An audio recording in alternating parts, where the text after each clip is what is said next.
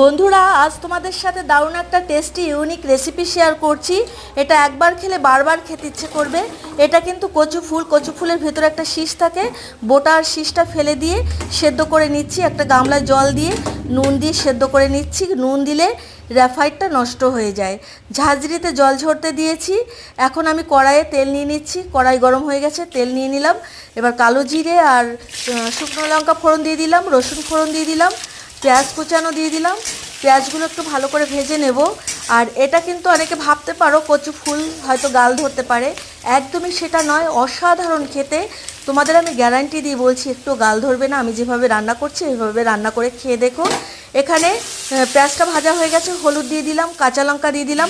হলুদটা কিন্তু আমি পরে দিলাম, পেঁয়াজটা ভাজা হয়ে গেছে তারপরে। তা না হলে আগে হলুদ দিলে হয়তো হলুদটা পুড়ে যাবে। আর এখানে দিয়ে দিলাম কচু ফুলগুলো, দিয়ে দিলাম সেদ্ধ করা কচু ফুল। পরিমাণ মতো নুন দিয়ে দিলাম। নুন যেহেতু আগে দিয়েছি, সেদ্ধ করেছি, তাই এখন একটু পরিমাণটা একটু কমিয়ে দিয়েছি নুনের। এবার এই ভর্তাটা দেখো, কচু ফুলের ভর্তা তৈরি করছি। অসাধারণ খেতে হবে, তোমরা কিন্তু খেয়ে দেখবে। এবং এই ভিডিওটা যারা জানে না তাদেরকে একটু শেয়ার করে দেবে, তারাও দেখতে মানে তাদের দেখার সুযোগ করে দেবে।